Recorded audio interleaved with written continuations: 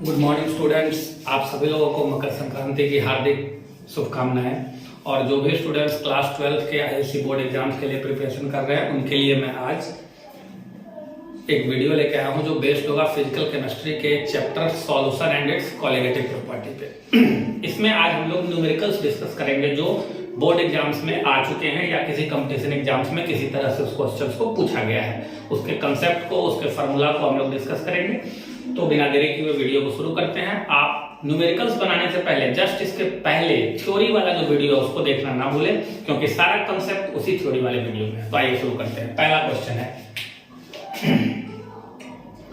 if 40 gram of caustic soda is dissolved in water, 40 ग्राम किसको dissolve किया water में? Caustic soda में। तो गेट 200 मिलीलीटर, या कह सकते हैं आप मिलीलीटर को ही हम लोग सेंटीमीटर क्यूब भी कहते हैं, of A solution. Calculate its molarity, और मैं एक टर्म जोड़ देता हूं, और नॉर्मलिटी। आपसे पूछा गया था क्वेश्चन में मोलरिटी, मैंने अपने मन से जोड़ दिया एक और नॉर्मलिटी। देखिए कैसे बनाएंगे। सबसे पहले हमारे यहां पे सॉल्यूट क्या है? Solute is caustic soda. Solute हमारा है कॉस्टिक सोडा। इसका फॉर्मूला क्या होता है? सोडा मतलब सोडियम, NaOH। इसका फॉर्मूला मास NaOH का हम पहले निकालते हैं। सोडियम का 23, ऑक्सीजन का 16, हाइड्रोजन का 1, टोटल कितना हो गया बाबू? 40। तो मैं मोल निकालता हूं सबसे पहले। मोल ऑफ सॉल्यूट, फॉर्मूला क्या होता है? Given mass divided by formula मास या मोलर मास। गिवन मास कितना ग्राम है? देखिए 40 ग्राम। फॉर्मूला मास भी 40 निकल के आया, इसका मतलब 1 मोल हमारा हो गया ये। अब मैं निकालता हूं वॉल्यूम ऑफ सॉल्यूशन। ये भी क्वेश्चन में गिवन है। वॉल्यूम ऑफ सॉल्यूशन कितना गिवन है? देखिए 200 मिलीलीटर। हमें इसको बदलना है लीटर में, तो बदलने के लिए 1000 से डिवाइड कर देंगे। काट दीजिए 1/5 लीटर। अब हमारे पास फॉर्मूला होता है मोलरिटी इक्वल्स टू, मोलरिटी का क्या फॉर्मूला होता है? मोल of solute divided by volume of solution. ये वॉल्यूम लीटर में लेना होता है, ठीक है। तो मोलरिटी कितना आ जाएगा? मोल ऑफ सॉल्यूट है 1, यहाँ देखिए 1 है, और वॉल्यूम कितना आया था? 1/5, ठीक है। तो ये हो गया, 5 ऊपर चला गया, 5 मोल पर लीटर। ये आपका आंसर है। अब चलते हैं मोलरिटी के बाद हमें क्या बोला है? एक और नॉर्मलिटी निकालने। देखिए आपको पता है नॉर्मलिटी इक्वल्स टू होता है मोलरिटी इनटू वैलेंसी फैक्टर। अब नॉर्मलिटी की वैल्यू, मोलरिटी तो हमने निकाल लिया है 5 है। अब देखिए वैलेंसी फैक्टर क्या है? वैलेंसी फैक्टर आप देखेंगे कॉस्टिक सोडा का फॉर्मूला NaOH। ये एक बेस है, तो कोई बेस जितना OH माइनस एक बार में रिलीज करता है उसी को उसका वैलेंसी फैक्टर कहते हैं। अब देखिए एसिड का वैलेंसी फैक्टर अगर आए तो कितना H प्लस रिलीज करेगा उसकी संख्या को वैलेंसी फैक्टर। बेस का वैलेंसी फैक्टर कितना OH माइनस रिलीज करेगा, तो इसमें कितना OH माइनस है? एक OH माइनस है, वैलेंसी फैक्टर हो गया 1। इसका मतलब नॉर्मलिटी और मोलरिटी इक्वल हो गया, केवल यूनिट बदलेगा। देखिए यहाँ है मोल पर लीटर, यहाँ हो जाएगा ग्राम इक्विवेलेंट पर लीटर। ये आपका आंसर हो जाएगा। चलिए कॉपी कीजिए।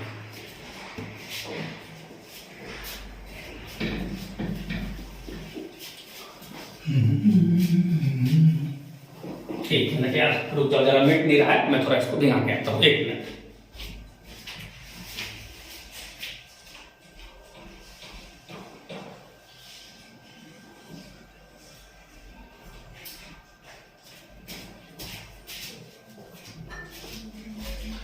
क्या होता है ठंडी में जरा मिटता नहीं रहता है तो इसको भिगाना पड़ता है। बस अब कंटिन्यू करेंगे हम लोग।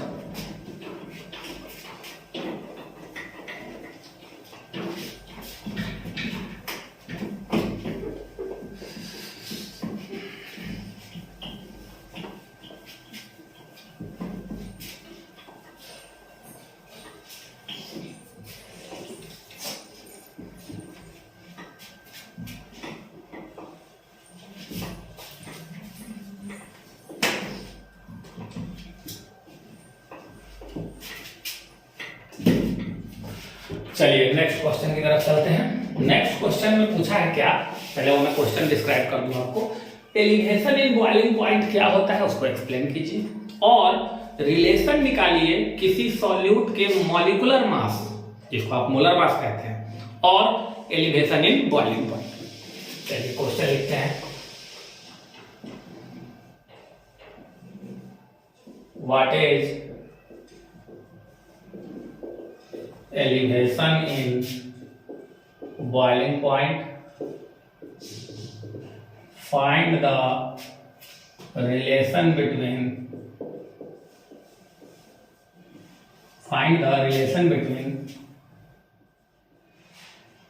delta TB, delta TB मतलब क्या, elevation in boiling point, and molar mass of solute.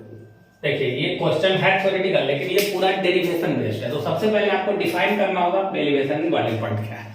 तो मैं क्या बोलूंगा, डेफिनेशन हमको पता है कि जब किसी प्योर सॉल्वेंट में किसी सॉल्यूट को मिला देते हैं तो सॉल्वेंट का बॉइलिंग पॉइंट पहले से बढ़ जाता है, इसी को हम कहते हैं एलिवेशन इन बॉइलिंग पॉइंट। तो सबसे पहले इसका आंसर हम लोग लिख लें।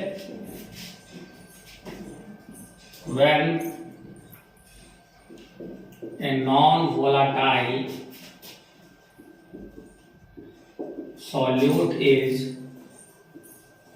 added to a pure solvent, boiling point of solution is increased.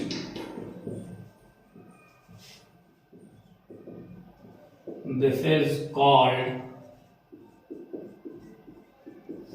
elevation in boiling point. इसको डिनोट हम लोग किससे करते हैं, डेल्टा टीबी से। It is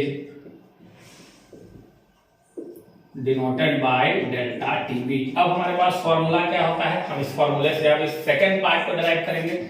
delta TB equals to elevation in boiling point equals to KB into molality into van't of factor I. KB क्या है, elevation in boiling point का कांस्टेंट है। आई क्या है, वेंट ऑफ फैक्टर है। और non volatile solute हमने लिया है, तो इस केस में आई की वैल्यू कितनी हो जाएगी, 1। तो यहां रख दीजिए 1 इक्वल्स टू केबी। मोलालिटी आई की वैल्यू रख देता हूं मैं 1। मोलालिटी को क्या बोलते हैं, मोल of solute divided by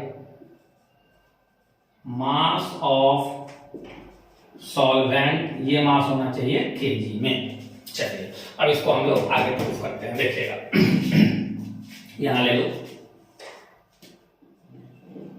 delta TB KB, mole of solute क्या लिखोगे, given mass by formula mass. यही मोलर मास आपको पूछा गया है, देखिए यही मोलर मास। और ये भी ग्राम में होता है, ये भी ग्राम में होता है। मास ऑफ सॉल्वेंट को मैंने मान लिया कि x kg, यहाँ पे x क्या है, लेट कर लो, x equals to mass of solvent. तो इसको पहले मान लो x kg है। अब इसको क्रॉस मल्टीप्लाई कर लो, यहाँ चला जाएगा delta TB into X equals to K B into M divided by capital M. यही कैपिटल एम आपका क्या है, मोलर मास है। देखिए तो अब क्रॉस मल्टीप्लाई अगर करें, कैपिटल एम उधर भेज दे तो कितना आएगा, K B into X by, sorry K B into कितना है M by delta T B into X. देखिए यही रिलेशन आपको लेके आना था। इस रिलेशन में गौर से देखिए, elevation in boiling point delta TB भी है, और इसी रिलेशन में सॉल्यूट का मोलर मास कैपिटल एम भी है। यहाँ कैपिटल एम क्या है ये देख लीजिए, इसको भी लिख देंगे हम, capital M equals to molar mass of, किसका मोलर मास है भाई, सॉल्यूट का। तो आपको कैपिटल एम ये रहा और डेल्टा टीबी, इस दोनों में फॉर्मूला प्रूफ करना था। चलिए कॉपी कीजिए।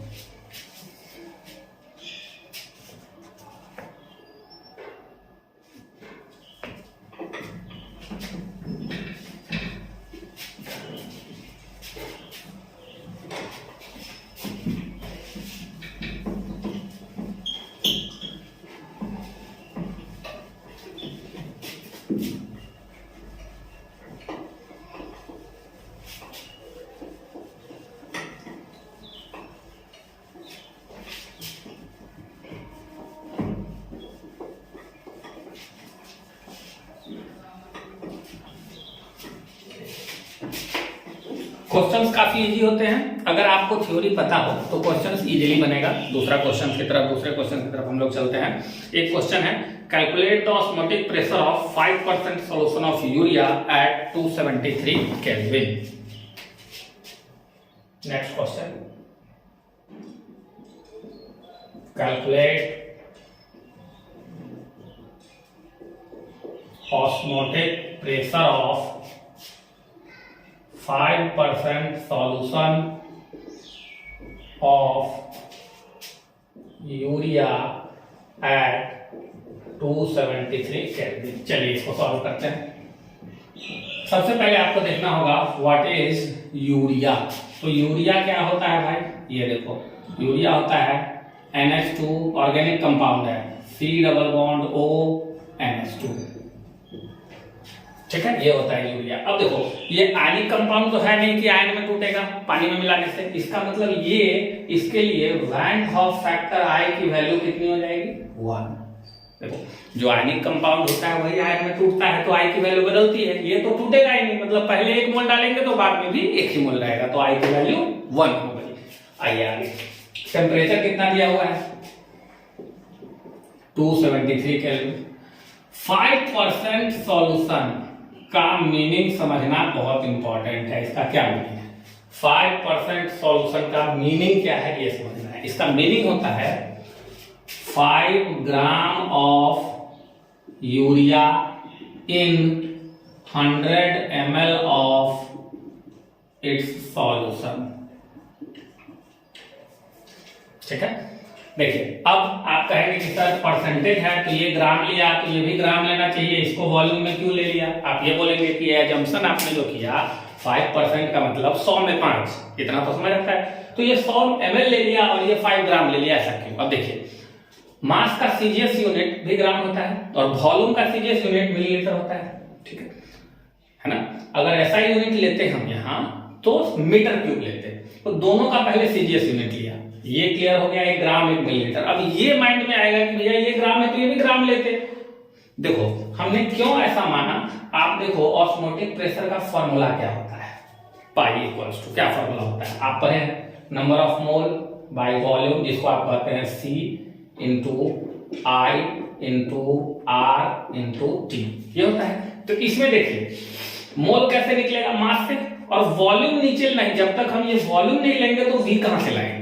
अगर इसको 100 ग्राम मान लेते तो नीचे वॉल्यूम आता ही नहीं, इसलिए मजबूरी है यहाँ 5% का मीनिंग 100 ml में 5 ग्राम। अब I की वैल्यू देखिए ऊपर कितनी है 1, R की वैल्यू आपको पता है 0.082, टेम्परेचर की वैल्यू 273। अब बचा क्या, नंबर ऑफ मोल।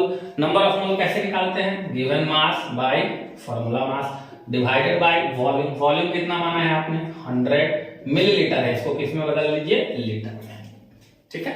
इसको कैलकुलेट करेंगे, ये हमारा आंसर हो जाएगा। देखिए ये 00 से 00 गया, एक 10 ऊपर चला गया, 10 ऊपर चला गया तो 0.082 इंटू 10 इंटू 273। अब गिवन मास स्मॉल m कितना माना आपने, यूरिया का मास था वो 5 ग्राम, तो गिवन मास हो गया 5 डिवाइडेड बाय, अब यूरिया का फॉर्मूला मास तो यहां से निकालेंगे 14 और 2 16 और फिर इधर भी 16, 16 गुना 32, 32 और 12 44, और ऑक्सीजन का फिर से 16, 44 16 60, ये हो गया आपको 60। 1 0 से आपका 1 0 कैंसिल आउट हो गया। अब देख लीजिए कितना आ रहा है, ये ATM हो जाएगा, मल्टीप्लाई कर दीजिए, जो आएगा आंसर आ जाएगा, गुना भाग कर देंगे हम लोग, है ना। 5 से पहले से मल्टीप्लाई करते हैं, 5 2 10 41 इंटू 273 डिवाइडेड बाई 6 ATM। इसको आप चाहें तो ऐसा कर सकते हैं डिवाइडेड बाई 1000, 1 0 से 1 0 काट दिया, इसका मतलब हो गया 273 इंटू 41 डिवाइडेड बाई 600 ATM। गुना भाग कर लीजिए, आंसर आपका आ जाएगा। सिंपल है, चलिए कॉपी कीजिए।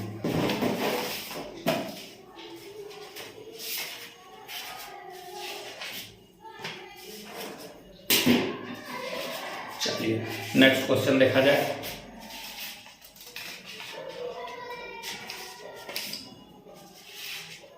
ढूंढ लेता हूं, मिल गया।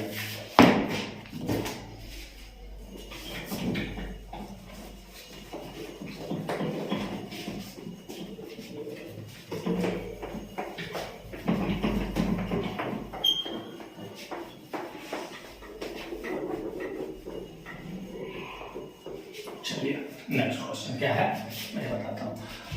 ये क्वेश्चन है ईयर 2000, कौन से ईयर का क्वेश्चन है ये जरा देख लिया जाए। 2011 क्या है देखिए, 10 gram of A solute is dissolved in 100 gram of benzene. Question लिख देता हूं मैं पहले। 10 gram of A solute is dissolved in 100 gram of benzene. अब आपको यहां समझना है, सबसे पहले ये समझिए, मैंने बताया भी था सॉल्यूशन में जिसका अमाउंट कम हो उसको सॉल्यूट बोलते हैं और जिसका ज्यादा हो उसको सॉल्वेंट। तो यहाँ 10 ग्राम सॉल्यूट है और 100 ग्राम बेंजीन है, मतलब ये ज्यादा है तो बेंजीन हमारा सॉल्वेंट हो गया और सॉल्यूट 10 ग्राम कुछ भी है। चलिए इसके बाद क्या है, it's boiling point is increase by 1 degree Celsius.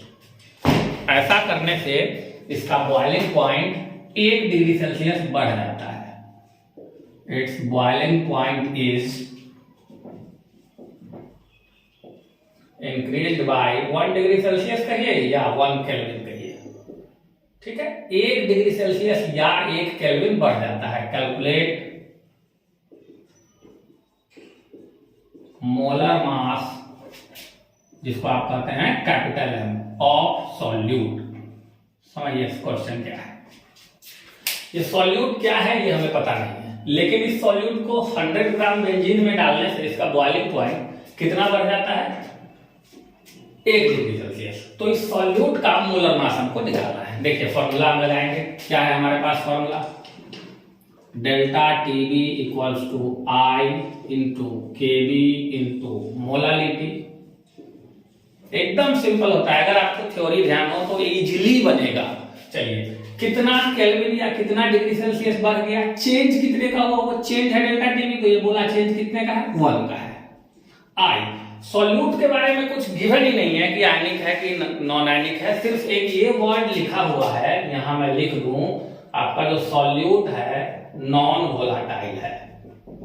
कैसा सॉल्यूट है, नॉन वोलाटाइल, मतलब आई की वैल्यू हो जाएगी 1। जब कभी आपको नॉन वोलाटाइल सॉल्यूट दिखे, आई की वैल्यू कितनी रख देना है हमको वहां पे 1।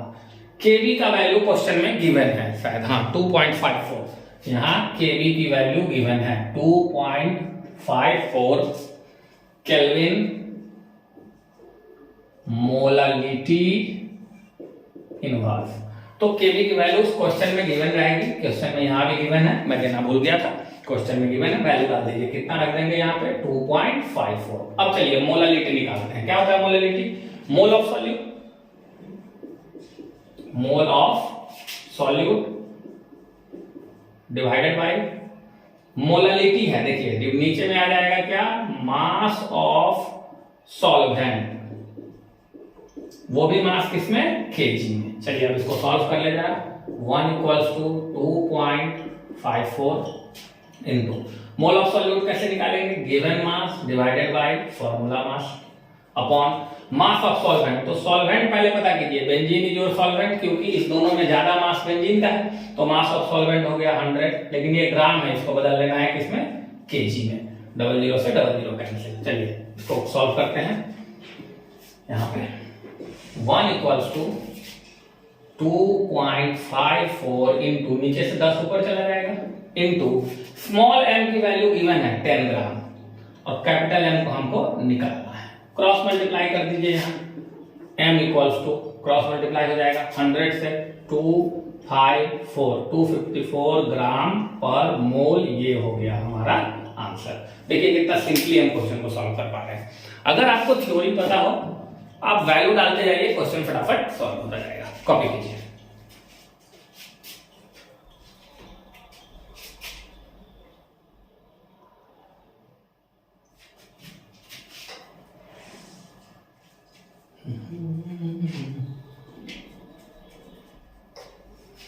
चलिए फिजिकल केमिस्ट्री भाई बहुत मजेदार सब्जेक्ट होता है। अगर आपको थ्योरी पता है और थोड़ी बहुत मैथ्स पे कमांड है तो क्वेश्चन बनेगा ही बनेगा। इसमें ऐसा नहीं है कि क्वेश्चन को कितना भी घुमा ले सवाल सॉल्व होगा ही होगा।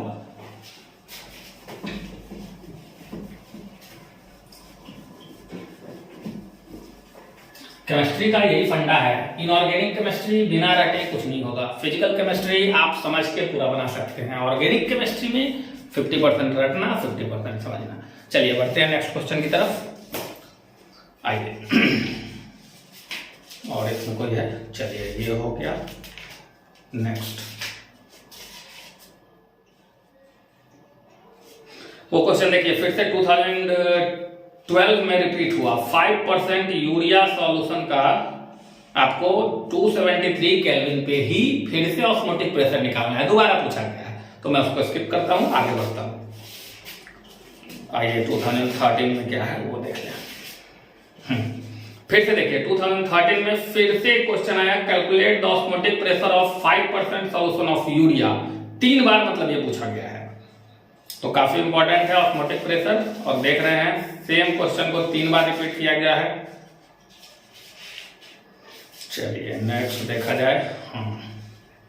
चलिए एक और क्वेश्चन मिला, बढ़िया क्वेश्चन है। 18 gram glucose was dissolved in 1 kilogram water. चलिए ये क्वेश्चन हम लोग देख लें, क्या है ये क्वेश्चन है। नेक्स्ट क्वेश्चन, 18 ग्राम ग्लूकोज, आपको फार्मूला पता होना चाहिए ग्लूकोज का, C6H12O6 was dissolve in 1 kg of water. मतलब ये समझिए, ये 18 ग्राम है और ये 1 kg है, ये ज्यादा है, मतलब आपका वाटर हो गया सॉल्वेंट और ग्लूकोज हो गया solute. At 1 bar pressure, pressure की वैल्यू कितनी दी हुई है, 1 बार। चलिए at which temperature, at which temperature now water will boil. और यहां केवी की वैल्यू दी हुई है 0.52 केल्विन किलोग्राम मोल इनवर्स। चलिए ये गिवन है क्वेश्चन, अब इसको हम सॉल्व करते हैं। देखिए अगर प्योर वाटर होता तो वो कितने डिग्री पे बॉयल करता, 100 डिग्री सेल्सियस पे। उसमें आपने क्या मिला दिया, 18 ग्राम क्या मिला दिया, ग्लूकोज। तो आपको पता है बॉइलिंग पॉइंट बढ़ जाएगा। पहले हम निकालेंगे कितना बॉइलिंग पॉइंट बढ़ जाएगा, मतलब डेल्टा टीवी। मान लो x डिग्री बढ़ गया, तो नया बॉइलिंग पॉइंट आपसे जो पूछा है नाउ, अब कितने डिग्री पे वाटर बॉयल करेगा, तो 100 प्लस x। तो पहले हम लोग निकाल लेते हैं कि भैया बॉइलिंग पॉइंट बढ़ेगा कितना। ठीक है, आइए इसको सॉल्व करते हैं। फिर से वही कंसेप्ट, सबसे पहले मैं लिखता हूं ग्लूकोज। तो ग्लूकोज हो गया C6H12O6, ऑर्गेनिक कंपाउंड है, इसीलिए वैन हॉफ फैक्टर आई की वैल्यू हो जाएगी 1। आयन में टूटेगा ही नहीं क्योंकि ऑर्गेनिक कंपाउंड है। अब आइए ग्लूकोज का मॉलिक्यूलर वेट निकाल ले पहले। 6 कार्बन 12 6 72, 12 हाइड्रोजन और 6 ऑक्सीजन, 6 ऑक्सीजन 96, जोड़िए 180 आ गया। मोल निकाल लेते हैं, मोल ऑफ सॉल्यूट। सॉल्यूट का मास कितना दिया हुआ है, given mass by formula mass, mass 18, formula mass 180, 1/10। चलिए मास ऑफ हम निकाल लेते हैं अब सॉल्वेंट। हमको इस सब चीजों की आगे जरूरत पड़ेगी, वो दिया हुआ है 1 kg। देखिए यहाँ अब मैं फॉर्मूला लगाता हूं, delta T B equal to I K V molarity, ये होता है फॉर्मूला। चलिए अब इसको सॉल्व कर दीजिए, डेटा पुट कीजिए, ऊपर से वैल्यू आई की वैल्यू 1, केवी की वैल्यू देखिए क्वेश्चन में दिया हुआ है 0.52। मोलारिटी कैसे निकालते हैं, तो ऊपर में लिखते हैं मोल ऑफ सॉल्यूट जिसका वैल्यू है 1/10, और नीचे में लिखते हैं मास ऑफ सॉल्वेंट किलोग्राम में जिसका वैल्यू ऑलरेडी है 1। ठीक है, अब आप क्या कीजिए, इसको सॉल्व कीजिए, तो ये हो जाएगा 0.052, यानी कि आपका डेल्टा टीबी तो इतना डिग्री सेल्सियस बढ़ जाएगा, मतलब बॉइलिंग पॉइंट पहले से इतना बढ़ जाएगा। अब अगर आपको ये क्वेश्चन कंपटीशन में ऑब्जेक्टिव में आए तो क्या करना है, और सब्जेक्टिव में आए तो देखिए, अगर आपको उसके बाद बोले न्यू बॉइलिंग पॉइंट, तो पहले पानी का बॉइलिंग पॉइंट डिग्री सेल्सियस में होता है 100 डिग्री सेल्सियस, और उसमें 0.052 डिग्री सेल्सियस ऐड कर दीजिए तो कितना हो जाएगा 100.052 डिग्री सेल्सियस आंसर।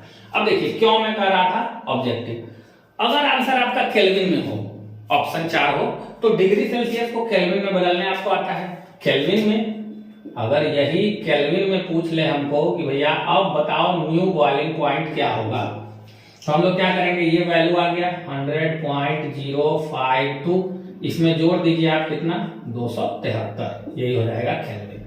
जोड़िएगा कितना आएगा 373.052 केल्विन, ये आपका आंसर है। चलिए कॉपी कर लीजिए।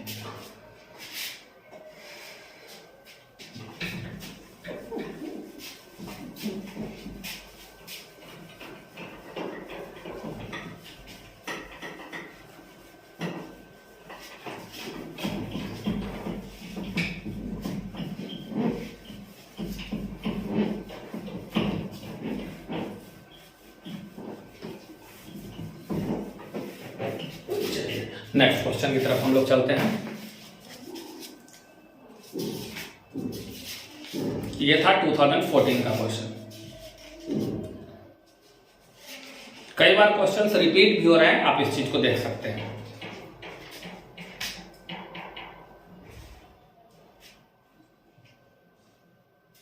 फिर से ये क्वेश्चन रिपीट हुआ।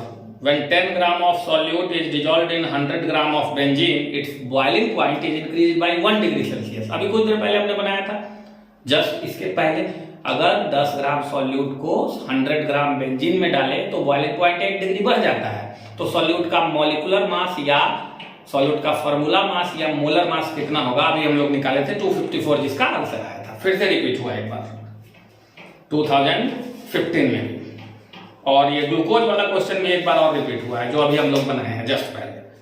चलिए दूसरे ईयर का देख ले क्वेश्चन।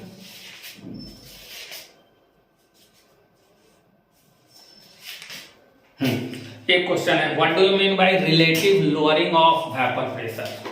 तो थ्योरी वाले वीडियो में आप जाइए, पूरा डिटेल्ड प्रूफ है relative lowering of vapour pressure किसको कहते हैं। दूसरा क्वेश्चन क्या है, एक ही साथ क्वेश्चन आया है 5 मार्क्स में। पहला क्वेश्चन है relative lowering of vapour pressure क्या होता है, एक्सप्लेन कीजिए। तो आप जस्ट इससे पीछे वाला वीडियो देखेंगे, पूरी डिटेल एनालिसिस में एक्सप्लेन है। दूसरा क्या है, relative lowering of vapour pressure of 1% solution. चलिए क्वेश्चन लिखता हूं मैं, ये क्वेश्चन देख लीजिए, ये न्यूमेरिकल है। Relative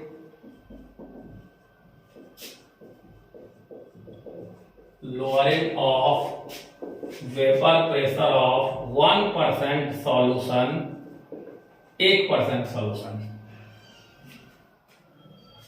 of aniline in ether. देखिए इसका मीनिंग समझिए, एनिलीन इन ईथर मतलब ये हुआ आपका सॉल्वेंट और ये हुआ आपका सॉल्यूट। इन ईथर, एनिलीन को ईथर में मिलाया गया है। was 0.007। Calculate the molecular weight of aniline. चलिए कैलकुलेट क्या निकालना है, मॉलिक्यूलर वेट कहिए, मोलर मास कहिए, एक ही बात है। केमिस्ट्री में मास और वेट एक ही होता है, फिजिक्स में अलग अलग होता है। Calculate molar mass of aniline. चलिए इसको हमको बताना है। एक मिनट जरा इंक डाल लो, फिर डिस्कस करते हैं। चलिए देखिए इस क्वेश्चन में क्या दिया हुआ है, relative lowering of vapour pressure of 1% solution of aniline is was इतना। ये है आपका relative lowering of vapour pressure. तो भैया relative lowering of vapour pressure होता क्या है, पहले आप थ्योरी वाले वीडियो को मैं बार बार कह रहा हूं जाके देखिए, उसमें फॉर्मूला प्रूफ वगैरह है। Relative lowering of vapour pressure क्या होता है, delta P by P not a. अगर लिखो तो इसको लिखता हूं एक्स बी, ठीक है।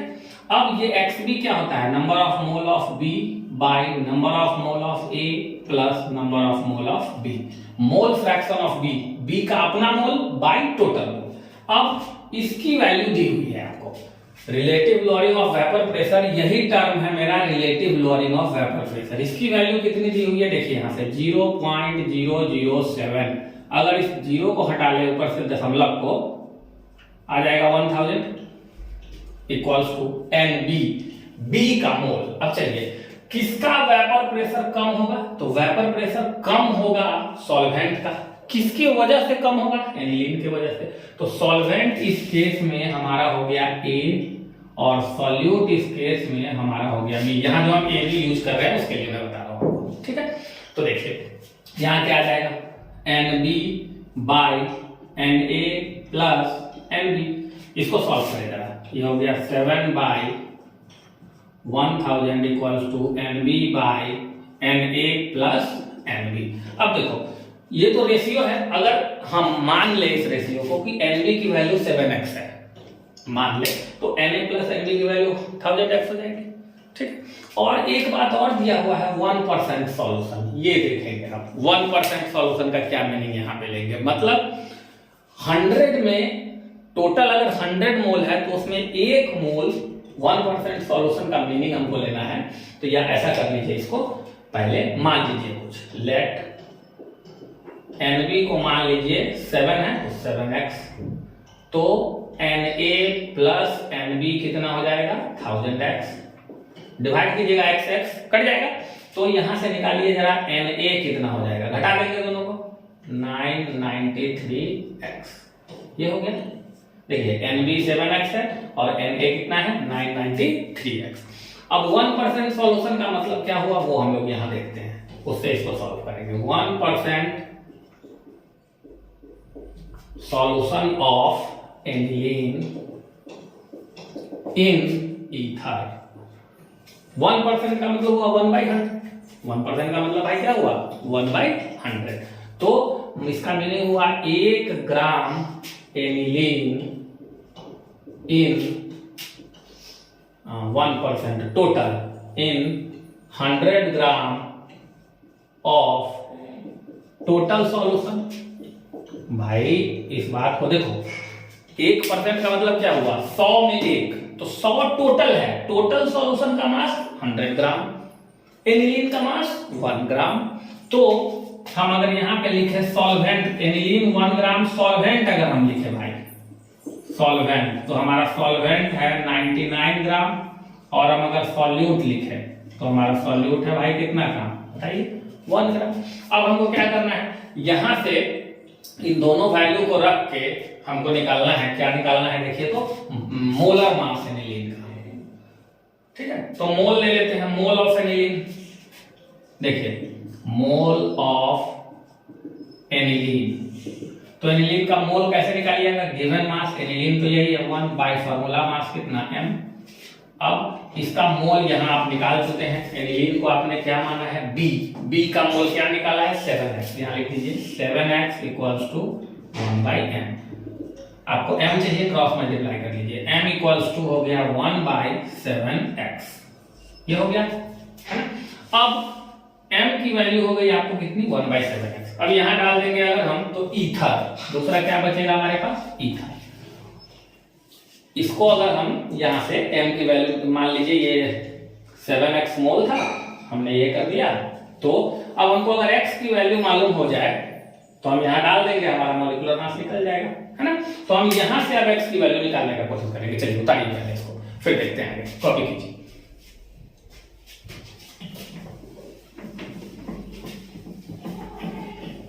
इसको रहने दिया जाए और इसको मिटा दिया जाए। चलिए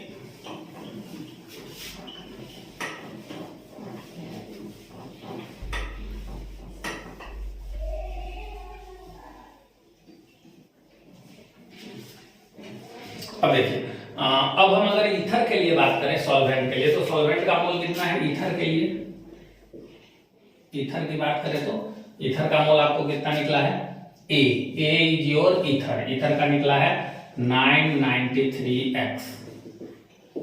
ईथर का मास डिवाइडेड बाय ईथर का फॉर्मूला मास, इसको मान लेते हैं m1, इसको मान लेते हैं m2। तो ईथर का मास कितना अभी निकाले थे 99 डिवाइडेड बाय m2, ठीक है। तो यहां से x निकाल लीजिए, 99 डिवाइडेड बाई 993 इंटू m2। ये वैल्यू x की वैल्यू आप यहाँ अगर रख देंगे तो आपको निकल जाएगा मास क्या, m1। देखिए ईथर से हमने x निकाल लिया, उस x को हम रख देंगे किसमें अब, यहाँ पे। तो हमारा m1 कितना आ जाएगा, m1 इक्वल्स टू, यहाँ देखिए 1/7 इंटू x की वैल्यू कितनी आई है 99, ऊपर में चला गया 993 इंटू m2, ये हमारा आंसर हो जाएगा। ठीक है, तो आप कहेंगे सर ये m1 m2 क्या है। देखो ना तो इसने एनिलीन के बारे में बताया, ना तो इसने ईथर के बारे में बताया। हालांकि हम जानते हैं एनिलीन इसको बोलते हैं। देखिए हम लोग जानते हैं कि भैया एनिलीन ये होता है, बेंजीन में NH2 लगा हो तो इसको एनिलीन। तो आप डायरेक्ट इसका मॉलिक्यूलर वेट लिख सकते हैं, लेकिन यहाँ डायरेक्ट नहीं लिखना है। अरे भैया इसका मॉलिक्यूलर वेट क्या होगा, इस फार्मूला को देखो C6H5, एक हाइड्रोजन हट गया, देन NH2 निकालो, मॉलिक्यूलर वेट इसका कितना होगा 12×6 = 72, 5 और 2 7 हाइड्रोजन 7 और नाइट्रोजन का 14, कितना होगा देखो तो 4 और 7 11 2 13 का 3 हासिल 1 1 2 और 7 9 93। देखिए कितना आना चाहिए ये 93।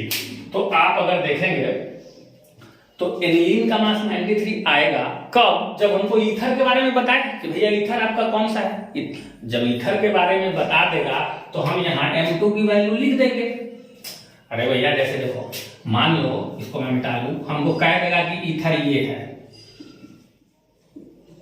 तो ईथर ये अगर बोलेगा क्वेश्चन में तो इसका मॉलिक्यूलर मास हम निकाल के मॉलिक्यूल इसी के मास को हमने माना है m2, यहाँ रख देंगे, हमारा आंसर आ जाएगा। हालांकि इस क्वेश्चन में उसको ईथर का मॉलिक्यूलर मास देना चाहिए, जो कि उसने नहीं दिया है। हाँ, इसमें उसको ईथर का मॉलिक्यूलर मास बताना चाहिए या ईथर के बारे में बताना चाहिए कि कौन सा ईथर है। ईथर तो बहुत होता है ना, मिथॉक्सी मीथेन है कि इथॉक्सी इथेन है कि प्रोपॉक्सी ब्यूटेन है। तो आप इस क्वेश्चन को m2 में ही छोड़ देंगे, क्योंकि जब तक हमको m2 की वैल्यू नहीं पता होगी तब तक हम इसको सॉल्व नहीं कर सकते हैं। चलिए ये रहा आपका फाइनल आंसर, कॉपी कीजिए।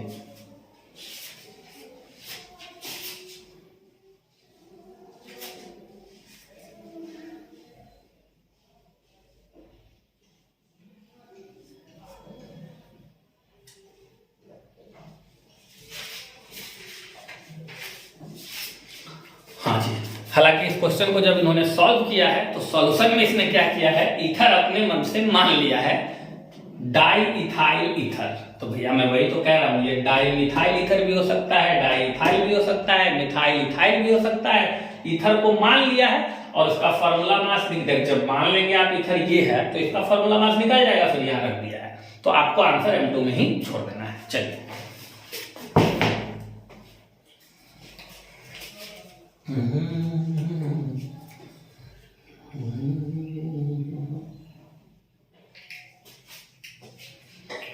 ठंड काफी बढ़ गई है, आप लोग रजाई में रहें, वीडियो देखते रहें, पढ़ाई करते रहें। पढ़ाई रुकने नहीं पाए क्योंकि आपके आईएससी का बिहार बोर्ड का एग्जाम पोस्टपोन नहीं होने जा रहा है, वो लेके ही रहेगा। तो बच्चों मैं फिर से कह रहा हूँ, पढ़ाई में कमी नहीं होनी चाहिए। आइए अगले क्वेश्चन की ओर चलते हैं।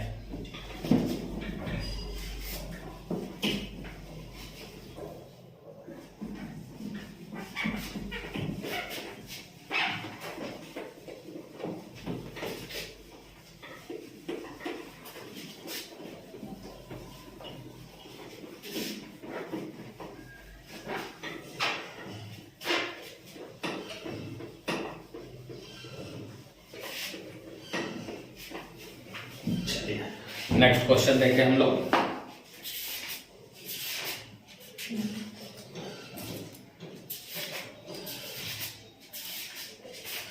ये था 2017, 21, 20 का हम लोग कर चुके हैं। 18, 19 में देखते हैं। 18 में कोई क्वेश्चन नहीं है आपको इस चैप्टर का न्यूमेरिकल। ठीक है, 18 में न्यूमेरिकल नहीं आया इस चैप्टर से। 19 जरा देख ले।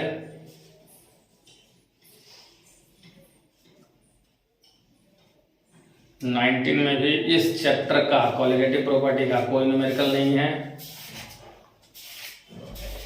20 में अब सर्च कर ले जरा, 2020 में एक बार देख लेता हूँ।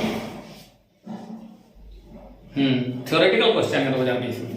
आइडियल और नॉन आइडियल सॉल्यूशन में डिफरेंस बताना है, न्यूमेरिकल इसमें भी नहीं है। चलिए, तो लास्ट क्वेश्चन आज के लिए मैं अपने मन से क्वेश्चन करा देता हूं, देख लीजिए।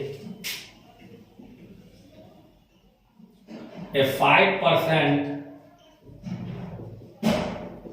सॉल्यूशन ऑफ यूरिया, मैंने मान लो यूरिया का सॉल्यूशन लिया 5%, ठीक है, इज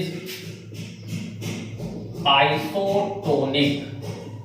अब देखो, कल मैंने ये कंसेप्ट आपको पिछले वीडियो में बताया था। आइसोटोनिक का मतलब जितना ऑस्मोटिक प्रेशर इसका होगा उतना ही ऑस्मोटिक प्रेशर दूसरे सॉल्यूशन का भी होगा। आइसोटोनिक विथ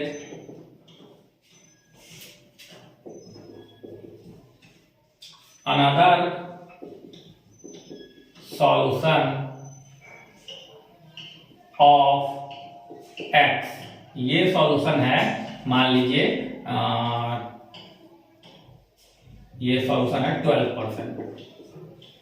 देखिए यहां दो सॉल्यूशन है, एक सॉल्यूशन है यूरिया का जो कितना है 5% है, दूसरा सॉल्यूशन है एक्स का, मुझे एक्स नहीं पता एक्स क्या है, लेकिन हाँ ये एक्स इतना पता है कि ये नॉन वोलाटाइल है।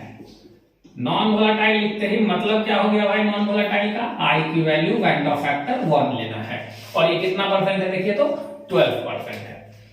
तो आपको बताना है कैलकुलेट मोलर मास या कहिए फार्मूला मास ऑफ एक्स।